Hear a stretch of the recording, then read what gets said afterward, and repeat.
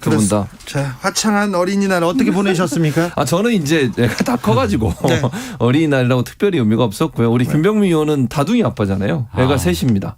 저희 그래서 아이들이 주진우 기자님을 굉장히 싫어합니다. 왜? 오늘 어린이날에 방송에 불러서 얘랑 놀아줘야 되는데. 김병민 의원 다른 방송국에 갔다 왔어요. 아니 이러면 안 되지. 네. 어린이날에. 빨리 빨리 대볼까 아빠한테. 자, 아무튼 어린이날. 자, 세 명이서 자 가보겠습니다. 어떤 뉴스부터 먼저 할까요? 자, 여야는 당 지도부를 정비를 하고 지금 계속해서 이제 대선을 향해 달려가고 있습니다. 민주당에서는 송영길 대표가 뽑혔고 국민의힘에서도 원내대표 김기현 원내대표 연일 강성 발언 쏟아내고 있어요. 네, 김기현 의원 강성 발언이라기보다는 예. 민생을 최우선으로 하겠다. 민생 발언을 쏟아내고 있죠. 민생 발언입니까? 네, 맞습니다. 강성이 발언. 김기현 원내대표가 강경 민생 발언. 당선되고 난 다음에 첫 일성이 바로 어디냐면 손실보상법 처리하라고 농성하고 있는 그 현장을 찾았거든요. 근데 김병민 의원님은 언제부터 강경이 민생으로 바뀌었어? 네, 말씀하세요. 네, 여기에 대해서 투쟁도 중요하지만 네. 그냥 정치 투쟁, 노선 투쟁이 아닌 민생 투쟁을 하겠다고 언급하고 있습니다. 했죠. 첫째도, 둘째도, 셋째도 코로나19 이 위기 상황 속에서 고통받고 있는 우리 국민들 삶을 중심으로 해결하기 위한 민생 투쟁에 나서겠다고 하니까 이제 당선된 지 일주일도 안 됐습니다. 예. 당선된 아마 그 다음 저녁을 같이 했는데 한 2시간 동안 밥을 먹으면서 얘기했는데 정말 민생밖에 머릿속에 든 게 없습니다. 한번 지켜보시죠. 밥을 먹으면서 네. 대통령하고도 밥을 먹으면서 민생 얘기를 이렇게 하시면 좋잖아요. 그러니까 그 얘기를 하는 겁니다. 이게 당선이 되자마자 사실 원내대표가 해야 될 일들이 굉장히 많지 않습니까? 네. 지도부도 꾸려야 되고 그런데 당선이 되자마자 정무수석한테 연락이 왔다는 거예요. 밥 먹자고. 네. 이게 사실 저는 기본적으로 예의가 아니라고 봅니다. 정말로 만나서 밥을 먹고 이야기할 준비가 돼 있으면 당선 축하드립니다. 인사를 먼저 한 다음에 어느 정도 체제가 좀 정비가 되고 나면 청와대로 모실 테니 말씀을 주십시오 하는 게 정상이죠. 여기에 대해서 김기현 원내대표도 지금 당장 만나서 밥만 먹을 수는 없지 않는가 얘기를 했고요. 조만간 만날 수 있는 기회가 생길 테니 협치의 가능성을 청와대가 좀 보여주기 위해서 넉넉한 여유를 가지면 좋겠습니다. 최진봉. 아니 밥 먹으러 가면 되지 뭐 이렇게 따져요. 바쁘다니까 당선되자마자. 그러니까 저는 생각 김병민하고는 먹어도 그렇지. 네. 그 대통령은 못 먹겠다는 거지. 삿바 싸움이라고 생각해요. 어쨌든 이제 오라 그래서 가면 그럴 수 뭔가 있죠. 좀 모양 빠진다는 생각을 하신 것 같은데 저는 그거보다 정말 원내대표가 대통령 만날 기회가 있으면 만나서 지금 말씀하신 민생 얘기 좀 하시고 또 이렇게 해줬으면 좋겠다 이런 얘기 자주 하는 시간이 있었으면 좋겠어요. 또 이제 이번에는 불발이 됐지만 당대표 또 선출되고 나면 당대표 원내대표 같이 좀 만나셔서 대통령 허심탄회하게 얘기할 수도 있잖아요. 또 국민의힘이 요구하는 요구사항도 있을 거고 이런 부분들을 적극적으로 얘기해서 좀 정책 과정에도 이렇게 반영될 수 있도록 하는 기회를 가지면 좋겠다 이런 생각이 듭니다. 민주당 송영길 대표의 행보, 네. 지도부의 행보, 민주당 지도부의 행보 어떻게 보시는지요? 현재까지 김병민 의원? 좋습니다. 좋습니까? 예, 당명 빼고 모든 걸 다 바꾸겠다 이렇게 얘기를 했기 때문에 네. 지금 보여주고 있는 송영길 신임 대표 행보는 과거와는 완전히 다르죠. 현충원 참배의 모습에서도 윤호중 원내대표의 그 무릎 꿇고 있었던 조금 기이한 행보들과도 결이 상당히 다른 모습들을 많이 보여줬습니다. 그런데 이제 송영길 대표가 중요한 거는 우리 어제 청문회 과정들을 많은 국민들께서 지켜보셨을 거잖아요. 보고서 채택도 잘 안 돼 있는 상황인데 이를 이제 임명 강행하려고 하는 청와대의 움직임이 있을 때 당명 빼고 다 바꾸겠다라고 얘기를 한다면 민주당이 뭔가 달라진 모습을 보여야 되죠. 박근혜 정부 시절에도 청문회를 거치면서 국민적 눈높이에 맞지 않는 인사들이 있으면 여당이 먼저 나서서 문제 있다고 얘기를 합니다. 네. 우리 그동안은 정의당이 데스노트 언급을 했지만 송영길 대표 취임하고 난 뒤에 민주당이 데스노트 정도 보여주게 된다면 야 민주당이 진짜 국민 눈높이를 생각하는 정당으로 바뀌었구나 이렇게 생각되는 지점들이 있을 거라고 봅니다. 최진봉.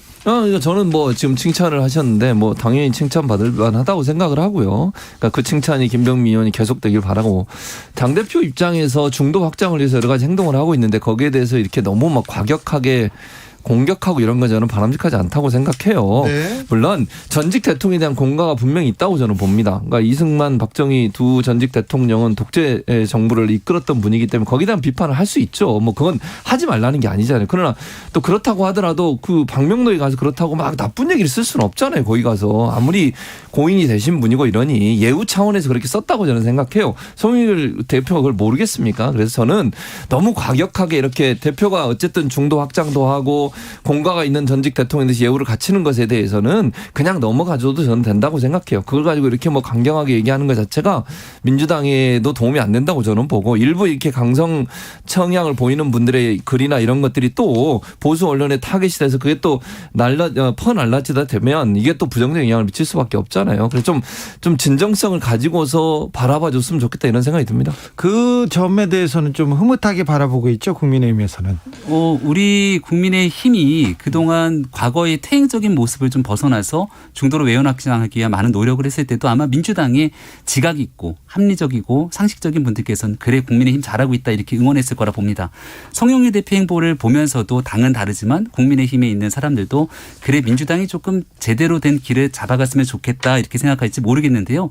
근데 또 당은 원팀으로 함께 움직여야 되는 모습이 있는데 김용민 최고위원은 혼자서 또 봉화마을을 찾았더군요. 이런 모습들을 지켜보게 되면 송영길 대표가 가고자 하는 길과 그리고 1등 최고위원으로 당선된 김용민 의원이 가려고 하는 길들이 엇박자가 나기 시작하는 순간이 올 것 같은 기시감이 드는데 이거 이제 송영길 대표가 어떤 리더십으로 끌고 갈지 굉장히 중요한 지점이 있을 거라고 봅니다. 송영길 대표 칭찬하더니 갑자기 또 김용민 의원 얘기를 꺼내가지고 저는 이렇게 생각해요. 뭐 당에서 의견이 다른 부분이 있는 것은 건강한 당이라고 하는 하나의 증거라고 저는 생각합니다. 그런데 다른 의견이 있을 수 있다고 봐요. 중요한 건 전체 의견이 어디로 모여지느냐의 문제인데 저는 민주당이 송영길 대표 중심으로 해서 잘 갈 거라고 봅니다. 당내에서 국민의힘도 마찬가지잖아요. 뭐 예를 들면 김종인 비대위원장이 열심히 하셨는데 거기에 대해 반대하는 사람도 많았고 또 거기에 대해서 뭐 딴지 거는 분도 많았지만 그래도 김종인 비대위원장 하시면서 원하시는 쪽으로 간 것처럼 저는 송영길 대표가 지금 이끌고 있는 당의 전체적인 흐름 가운데 여러 의견이 있을 수는 있지만 전체 흐름은 송영길 대표가 원하는 쪽으로 가지 않을까 하는 생각이 듭니다. 9560님께서 최진봉 교수님 웃음소리 어린이날 최고의 선물입니다. 감사합니다. 네. 아, 네. 호탕한 웃음소리. 제가 웃음으로 인기를 끌고 있습니다. 아, 그래요? 예. 별걸로 다 인기를 끌으세요?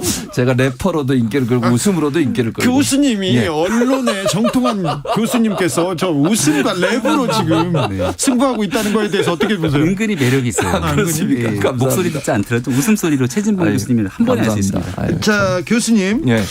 자, 국민의힘 당권 레이스 윤곽이 좀 드러나기 시작하는 것 같아요. 나경원 전 원내대표 계속해서 들썩들썩 거리는 것 같은데 어떻게 보고 계신지? 저는 나올 가능성이 좀 있다고 봅니다. 예? 나경원 원내대표가 나올 가능성이 있다고 보는데 저는 근데 그게 과연 도움이 될 거냐는 다른 차원의 문제라고 저는 생각해요. 물론 당권을 도전하는 것 자체가 뭐 잘못된 것도 아니고 뭐 문제가 있는 건 아니라고 봅니다만 옛날에 어쨌든 원내대표였던 분이 또 나오시는 것에 대해서 과연 당이 바뀌고 쇄신하고 있는 모습을 보여줄까 하는 부분에 한계가 있다고 보여지고요. 지난번에 잘 아시는 것처럼 그 필리버스터 하고 이러면서 또 이렇게 법안 통과시키는 것 자체에서 반대하시면 너무 강성적인 이미지를 많이 보여주셨어요. 그런 부분들이 당의 색깔을 또 다시 옛날로 회귀시키는 게 아닌가 하는 우려가 있어서 저는 웬만하면 안 나오시는 게 도움이 될 것 같은데 본인은 나오시려는 마음이 좀 있는 것 같습니다. 나경원 전 대표에 대한 또 지지세 만만치 않습니다. 그리고 서울과 그 중도층의 영향력도 크고요. 네, 인지도가 워낙 높죠. 네. 같이 이렇게 쭉 현장에 다니다 보면은 알아보는 사람이 정말 많습니다. 뭐 단연 국민의힘에서는 주호영, 김웅, 다른 홍문표 대표 후보보다 뭐 인지도는 당연 높다고 우리가 볼 흔히 수 말하는 있죠. 대중정치인으로서 꽤 오랜 기간 동안 활동해 왔기 때문에 네. 여기에 대한 여론조사라든지 굉장히 큰 강점을 가지고 있죠. 하지만 이제 대통령 선거가 불과 1년도 채 남지 않은 시점이기 때문에 어떤 지도부가 구성되는 게 대통령 후보 선출에 가장 유리한 구도를 점할 수 있을 그렇죠. 것인가. 네. 저는 과거와는 조금 다르게 국민의힘의 당원들과 보수 진영을 지지하는 유권자들이 상당히 전략적인 사고를 하고 있다고 생각합니다. 네. 그리고 지금 4.7 보궐선거를 통해서 이렇게 가니까 시장 선거도 다 바꿀 수 있고 조금만 더 가면은 대통령 선거에서도 정권 교체가 가능하구나 생각하는 지점들이 있다고 보기 때문에 지금 나오고 있는 구도 속에서 누군가가 인지도가 조금 더 높다고 단순하게 옛날에 저랬으니까 저렇게 갈 거야가 아니라 철저하게 전당대회의 모든 선택은 대통령 후보 선출 과정에서 정권 교체를 위해 누가 가장 도움이 되는 전당대회 대표인가 여기 초점이 맞춰져 있을 거라고 봅니다. 국민의힘에서 오세훈 카드를 꺼내 들었어요. 지지도, 인지도에서 떨어지는 인지도는 높습니다만 지지도에서 떨어지는 오세훈 카드를 꺼내 들었어요. 그리고 태극기 집회를 태극기 집회와 그 강성인 개신교 단체들 입을 닫고 단결하고 있습니다. 대선을 향해서 가고 있어요. 그래서 이번 차기 당대표에서도 국민의힘 지지자들도 굉장히 전략적으로 정치적으로 판단할 거예요. 그래서 국민의힘 차기 당대표의 덕목은 뭐라고 보십니까? 대통령 후보 선출 과정에서 가장 국민들의 마음에 들 수 있도록 당을 끌고 가는 사람, 그리고 여기서 정권 교체를 하기 위해 누가 가장 비호감도가 적은 사람, 저는 이 두 가지 조건이라고 생각합니다. 지역은 크게 영향을 미치지 않을까요? 지역은 뭐 지역만을 가지고서는 무슨 영남이냐 영남이 아니냐 이런 문제보다는요. 우리가 과거 자유한국당 시절에는 자유한국당의 비호감도가 너무 높았습니다. 근데 얼마 전에 있는 여론조사를 보면 민주당의 비호감도가 국민의힘의 비호감도를 넘어서고 있죠. 여기서 자칫 지도부가 이 비호감도를 극대화시킬 수 있는 지도자가 나오게 되면 이제 대통령 선거 어려워지는 거고요. 대통령 후보자 선출을 위한 과정에 꽃길을 깔아주면서 조연 역할을 충실히 할 수 있는 호감도가 그래도 높은 사람. 저는 그런 사람이 지도자로 우뚝 서게 되면 정권 교체 가능성 높아질 거라고 봅니다. 최지봉 교수님. 저는 거기에다 플러스해서 물론 그런 부분도 중요하다고 보지만 쇄신할 수 있는 이미지를 함께 갖고 있어야 돼요. 그러니까 김종인 비대위원장이 있으면서 있었던 여러 가지 일들, 쇄신의 어떤 과정들, 그게 뭐 완벽하진 않았지만 그런 과정을 지속해서 갈 수 있다는 어떤 신뢰감을 줄 수 있는 사람이 들어와야 된다고 저는 봐요. 그게 아니고 다시 퇴행적이다, 돌아갈 거다, 강성으로 갈 거다 이런 이미지가 생기는 순간 저는 지지율이 쭉 빠질 수 있다고, 위험성이 있다고 보거든요. 그래서 쇄신과 변화의 어떤 아이콘 이미지 이런 부분도 함께 갖고 있는 분이 당대표가 되는 것이 대권에서 유리한 상황을 갈 거라고 저는 봅니다. 도로 한국당 될 우려가 있다면서 황교안 대표가 전 대표가 내가 직접 나서겠다면서 미국도 가고 막 이렇게 합니다. 본인이 나오면 도로 한국당 되는 거 아닙니까? 정치인의 선택은 자유지만 유권자들의 선택과 판단은 현명합니다. 지금 각종 대선 주자 여론조사 지지도에서 만약에 황교안 대표의 행보가 옳다, 황교안 대표가 다시 한번 나라를 이끌 지도자다라고 생각했으면 유의미한 지지율들이 나올 거라 생각되지만 네. 어디에도 그 지지율은 보이지 않습니다. 아니요, 한때 유력한 지지율로 20%가 넘는 대권 주자 1위의 반열이 올랐지만 황교안 전 대표가. 그럼요. 유권자의 선택은 순식간에 바뀌게 되거든요. 그러니까 황교안 전 대표한테도 기회가 있다고 생각합니다. 그래서 미국에 가서 열심히 공부하고 본인의 선택은 가능합니다마는 유권자의 합리적인 선택으로 정권 교체의 길에 국민의힘이 대동단결할 거라 생각합니다. 김병민 의원님 하나 물어볼게요. 황교안 전 대표 미국은 왜 가시는 거예요? 나라에 대한 걱정. 나라 나라 걱정을 걱정 왜 미국 가세요? 가세요? 그러니까요. 저도 잘 모르겠는데 황교안 대표께 직접 주진우 라이브에서 한번 인터뷰를 해보면 좋을 것 같습니다. 저도 모시고 싶었어요. 꼭 물어보고 싶더라고요. 미국 가서 뭐 드시고 싶으신지, 스테이크 먹고 싶은지. 자, 국민의힘에서 윤석열 전 총장에 대한 구애 좀 잘 돼갑니까 좀? 구애라기보다는요. 같이 함께할 수 있는 공간을 향해서 이렇게 달리고 있는 거죠. 윤석열 전 총장이 문재인 정부와 함께 손을 잡고 정권 재창출 이렇게 외칠 가능성은 제로에 가깝지 않습니까? 결국은 정권을 바꾸기 위한 정권 교체의 길에 국민의힘과 윤석열 전 총장이 함께 나란히 걷고 있다 생각하고요. 어느 정도 지점이 되면 자연스럽게 손을 마주하게 되는 시점이 오게 될 텐데 그때를 위해서 조금씩 한 걸음씩 움직이고 있다 이렇게 생각합니다.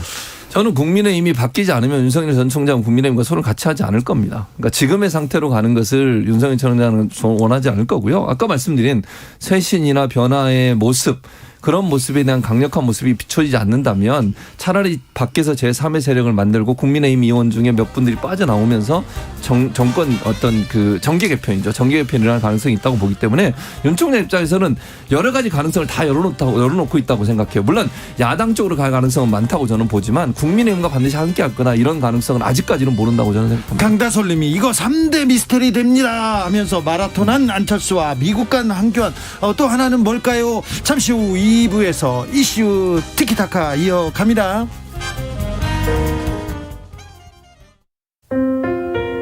코로나19로 돌봄 서비스의 사각지대가 커지고 있습니다. 취약계층에 대한 돌봄 서비스 수요도 늘어나고 있습니다.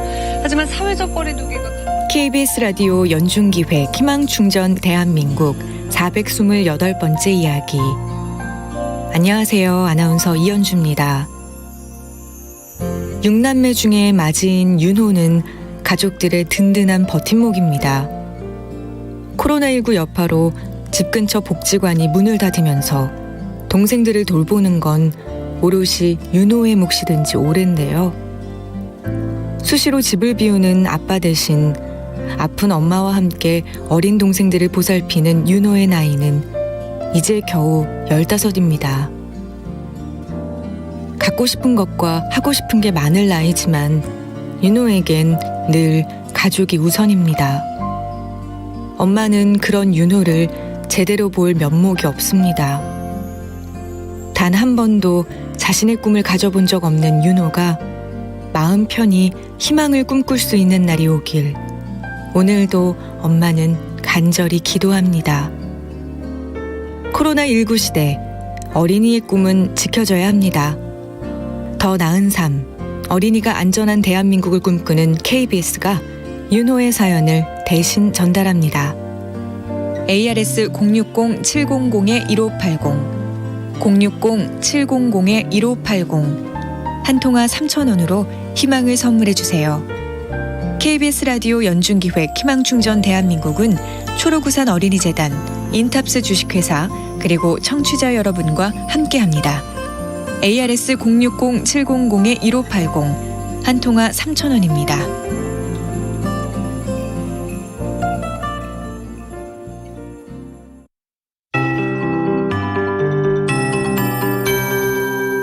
KBS 58분 날씨.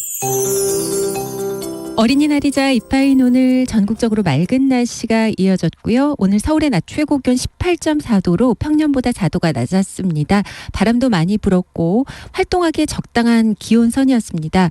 오늘 계속해서 맑은 날씨가 이어지겠고요. 내일은 대체로 맑은 가운데 아침 기온이 다소 내려갑니다. 대부분 지역에서 5도 내외에 머물겠습니다. 오늘보다 3도에서 7도가량 떨어지는 셈이고요. 모레는 기온이 다소 오르겠습니다. 경기 동부와 강원 내륙 산지, 경북 산지 등에선 내일 새벽 서리가 내리고 또 강원 산지는 얼음이 어는 곳이 있겠습니다. 농작물 관리 잘 하셔야겠습니다. 이에 비해서 낮 기온은 오늘보다 1도에서 5도 정도 높겠습니다. 25도 안팎까지 올라서 일부 더운 감이 있겠고요. 일교차가 20도 내외로 크게 벌어지니까 건강 관리에 유의하셔야겠습니다. 내일 아침 기온은 서울 10도, 대관령 3도, 대전 8도, 광주 10도 등 4도에서 10도의 분포가 되겠고요. 낮 최고 기온 서울 23도, 대구 25도 등 20도에서 26도의 분포를 보이겠습니다. 오늘 밤까지 해안을 중심으로 바람이 강하겠고 강원 산지는 내일 새벽까지 강풍이 이어지겠습니다. 대기가 건조해지기 시작해서 영동지방 지금 건조합니다. 화재 예방에 신경 쓰셔야겠습니다. 오늘 밤 미세먼지 농도 높습니다. 지금 서울의 기온은 17.1도입니다. 강혜종입니다.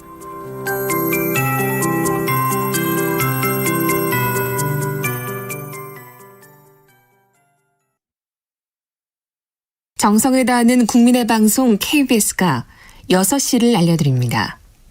AM 711kHz, FM 97.3MHz, KBS 1라디오입니다. HLKA.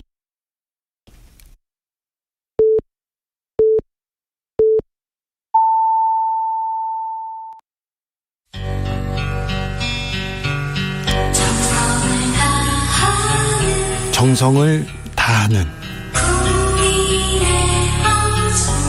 국민의 방송 KBS 주진우 라이브. 그냥 그렇다고요. 주진우 라이브 함께하고 계십니다. 라디오 정보센터 다녀오겠습니다. 조진주 씨. 과거사 문제로 한일 관계가 냉각된 가운데 정의용 외교장관과 모태기 외무상의 첫 회동이 현지 시간 5일 런던에서 성사됐습니다. 이들은 한미일 3자 회담 후 자리를 옮겨서 양자 회담을 진행했습니다. 정의당은 임혜숙 과학기술정보통신부 장관 후보자와 박준영 해양수산부 장관 후보자를 데스노트에 올릴지에 대해 내일 의원단 협의를 거쳐 결정하기로 했습니다. 내일부터 이틀간 김부겸 총리 후보자에 대한 국회 인사청문회가 열립니다. 국민의힘은 김 후보자의 도덕성과 자질 등 고강도 송곳 검증을 예고하고 있지만 더불어민주당은 특별한 낙마 사유가 없다는 분위기입니다. 코로나19 확진자가 폭발적으로 나오고 있는 인도에서 귀국한 우리 교민 172명 중 1명이 귀국 직후 양성 판정을 받은 것으로 확인됐습니다. 167명은 음성 판정을 받았고 3명은 미결정으로 나왔습니다. 기존 코로나19보다 전파력이 더 강한 것으로 알려진 영국 변이 바이러스가 확산 중인 울산에서는 오늘 신규 확진자 36명이 추가 발생하며 확산세가 좀처럼 꺾이지 않고 있습니다. 지금까지 라디오 정보센터 뉴스였습니다. 이슈 티키타카 최진봉 김병민 최진봉 두 분이 티키타카 이어가고 있습니다. 9561님께서 코로나 때문에 밖에 나가지 못해서요 집에서 애들이랑 놀아주고 있습니다. 제가 제일 좋아하는 병원놀이 하고 있어요. 저는 계속 환자 역할입니다. 계속 누워 있습니다. 누워서 듣고 있습니다. 햄버거 먹고 싶다고 해가지고 문자 보내라고 해서 보내요 얘기합니다. 아유 드셔야죠. 너무 누워 계시면 허리 아파요. 자, 다음 이슈로 가볼까요? 자, 검찰 얘기를 조금 해볼까요? 김호수 검찰청장 내정자 어떻게 보십니까? 국민의힘에서는? 네, 저는 이게 실화냐라는 생각이 조금 들었습니다. 이게 실화냐? 네, 감사원장 최재형 감사원장 다 기억하시죠? 네. 지난날 우리 감사위원은 감사원장이 제청으로 대통령이 임명하게 돼 있는데 대한민국 헌법도 다 무시하는지 청와대에서 대놓고 찍어서 내려온 인사가 있었다는 것 아닙니까?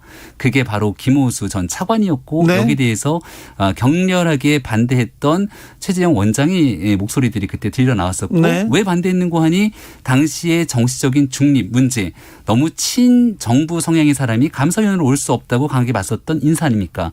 그리고 나서도 이게 여러 가지 그 자리에 노미네이트 될 정도의 진기록을 세우고 있는 인사가 여기 안 되고 저기 안 되고 그리고 나서 지금 현재 김학의 전 차관 사건의 피의자로 수사 선상에 있는 인물이 대한민국 검찰총장으로 임명이 된다. 국민들 보시기에 납득이 될까 싶습니다. 교수님? 그러니까 일단 뭐 여러 군데 노미네이션 됐다고 해서 그게 문제라고 보진 않아요. 그만큼 능력이 있다고 보여지고요.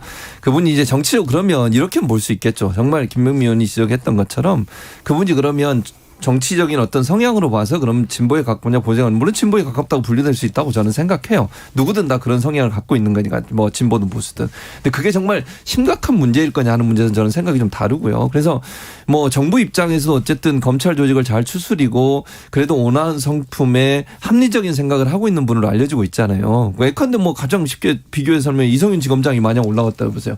그럼 엄청나게 비난을 많이 했겠죠. 그러나 김호수 전 차관 같은 경우에는 그래도 온화한 성품에 검찰 내에서도 어느 정도 동망이랄까요? 아니면 지지세가 있는 걸로 저는 알고 있어요. 그런 차원이기 때문에 그게 뭐 크게 문제라고 보진 않고 감사원 같은 경우도 감사원장이 반대하셔서 결국 임명 못했어요. 그러니까 정부가 그걸 밀어붙여가지고 했다면 그것도 문제지만 의견 받아서 왜냐하면 재청권을 갖고 있는 감사원장이 하지 말자 하니 안 한 거고요. 그런 차원에서 본다고 하면 뭐 논란 됐고 야당은 비판할 수 있지만 제가 볼 때 크게 문제가 되는 인물은 아니라고 봅니다. 그렇게 보면 최재형 감사원장은 친국힘 인물이죠. 최재형 감사원장을 임명한 건 결국 문재인 대통령이기 때문에 네. 저희가 봤을 때 문재인 대통령 국정 운영 중에서 참 잘했던 몇몇 사건들이 있습니다. 그중에 제일 많은 사건이 최재형 원장을 임명했던 것이고 윤석열 총장은요? 윤석열 총장을 임명했던 건 우리가 지난날 두고 보니까 네. 청문회 과정에서 참 문재인 대통령의 선견 지명이 있었구나.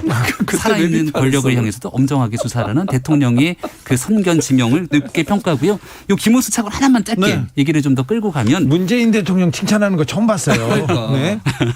그 지난 윤석열 전 총장 결국 찍어내기에 나서지 않았습니까? 그 당시 징계 사유가 정치적 중립 의무 위반이었습니다. 그리고 관련된 문제가 있기 때문에 여기에 대해서는 추미애 장관이 나서서 수사지휘권 발동하고 검찰총장으로서 꼼짝마 이렇게 얘기한 거잖아요. 네. 김호수 차관을 그 검찰총장직에 오르게 되면 당시의 징계 사유를 가지고 그대로 김호수 내정자에게 이렇게 연계해 보게 되면 과연 어떠한 상태로 검찰 조직을 끌고 갈 수 있을 것인가 아마 당시 징계에 나섰던 분들이 고심을 해야 될 겁니다. 그러니까 저는 이렇게 생각해요. 김병민 의원이 아까 윤석열 전 총장 얘기하면서 대통령 칭찬했잖아요. 저도 처음 봤는데 그거 계속 잘해 주시기 바라고요. 그러니까 중요한 건 김호수 지금 총장도 그럴 수도 있어요. 두고 보면 어떻게 될지 모르는 거예요. 예컨대 윤 총장 처음에 윤 전 총장 임명할 때 얼마나 반대를 했습니까? 야당이 진짜 극렬하게 반대했어요. 기수 왜 이렇게 튀어넘느냐 뭐 그러면서 엄청나게 반대했었잖아요. 근데 결국 지금은 윤 전 총장을 너무너무 좋아하시는 것처럼 김호수 총장도 어떻게 행동하실지는 지켜보면 될 것 같습니다. 검찰을 청와대나 민주당에서 검찰을 장악해서 뭘 어떻게 이용하겠다 그렇게 생각하고 있는 거는 아닌 것 같은데요. 어떻게 보세요? 이성윤 중앙지검장의 모습을 보면은 검찰 장악이라는 표현이 전혀 아깝지 않다 저는 이렇게 생각을 합니다. 얼마 전에 유시민 네. 이사장 기소 네. 그리고 최강욱 의원 상실형 구형 이런 걸 네. 보면 검사들이 친정권 인사들한테 그렇게 우호적이진 않지 않습니다. 최강욱 의원 개별적인 국회의원 한 명 건에 대해서 그리고 유시민 사장 같은 경우는 이걸 일찍 기소하지 않게 됐을 경우에 나타나는 후폭풍을 생각한다면 전혀 다른 별개의 일이라고 생각하고요. 우리 국민들 보시기에 국민들이 정말 큰 피해를 입었던 사건들 기억하시죠? 바로 라임, 옵티머스 사건으로 비롯된 엄청난 금융, 펀드, 환매 사기 사건. 이 수사 제대로 잘 진행되고 있습니까? 그리고 권력형 범죄라고 불렸던 울산시장 하명수사 논란. 여기에 대해서 굉장히 안타까운 일로 민정수석실에 근무했던 청와대 당시 행정관이 목숨을 잃는 사건까지 발생합니다. 사건의 진실이 잘 규명되고 있습니까? 관련된 정권의 핵심 권부를 향했던 많은 문제들이 수사를 하는 듯 마는 듯 지나갔던 애들이 굉장히 많습니다.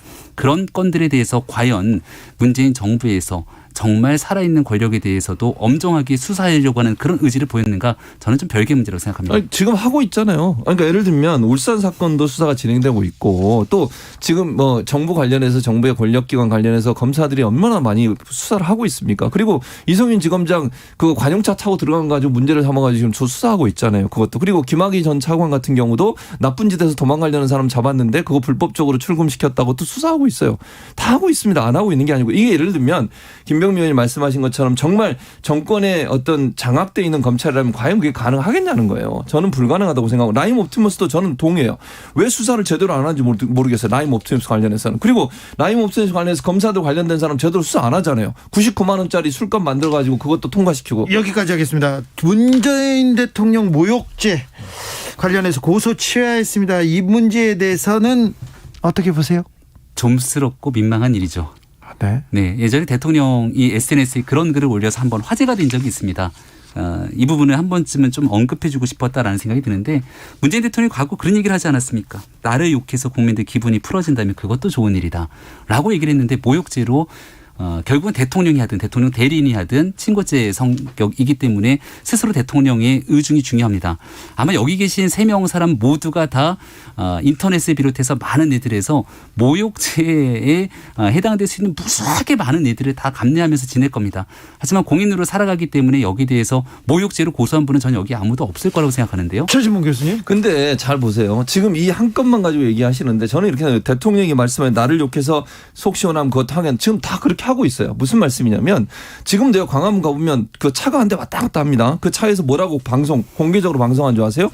문죄인이라 그래요. 거기서. 그리고요. 문재인 거짓말장이 문재인 물러나라 대통령도 아니다. 이런 식으로 막 얘기해요. 그리고 유튜브에 가보세요. 문재인 대통령에서 정말 솔직히 입에 담을 수도 없는 말 엄청나게 많이 쏟아냅니다. 그걸 근거도 없는 막 거짓말해요. 허위조작정보 내요. 그 사람들 고소했습니까? 아니잖아요. 이 한 건에 대해서 이분이 정말 뭐 예를 들면 무슨 개라고 표현하고 친일파라고 대통령을 얘기하고 또 뭐 그림 같은 것도 상당히 좀 그 일반적으로 이렇게 용납될 수 없는 그림을 또 이게 사용하고 이런 것들이 있었어요. 그래서 모욕죄로 고소를 한 건데 물론 이제 저는 취하한 게 맞다고 뭐 취하하셨어요. 저는 만약에 정말 대통령이 본인에 대해서 비판적인 사람들을 처벌한다고 하면 지금 처벌할 사람 엄청 수천 명 수만 명입니다. 지금 유튜브 가보시고요. 거리에 가보세요. 광화문에 지금도 가면요. 대통령 욕하는 피켓 들고 있는 분들 많습니다. 이걸 좀 보셔야지. 이거 한 건 가지고 대통령이 마치 무슨 비판을 못하겠다. 이렇게 단정적으로 얘기하는 건 저는 맞지 않다고 이거는 생각해요. 한 거잖아요. 근데. 그러니까 모욕죄에 대해서 저는 네. 이렇게 생각해요. 비판할 수 있는데 네. 김병민 의원도 나도 마찬가지잖아요. 우리를 비판하는 것도 보면 정말 상상할 수 없는 막 모욕적인 얘기를 하는 게 있어요. 그런 부분들의 케이스로 하나를 이제 고소를 한 거라고 저는 보는데 저는 정도가 있다고 생각해요. 비판하라는 거예요. 비판하지 말라는 게 아니라 그걸 왜 이렇게 지금 뭐 늘 얘기하는 것처럼 왜 민주당 친문 세력들이 그렇게 인신공격하고 일어나서 비판하잖아요. 우리가 그런 식으로 비판을 꼭 해야 되냐는 문제라고 저는 생각해요.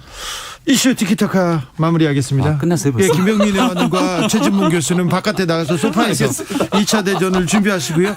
오늘 말씀 감사합니다. 네, 고맙습니다. 정치 피로, 사건 사고로 인한 피로, 고달픈 일상에서 오는 피로. 오늘 시사하셨습니까?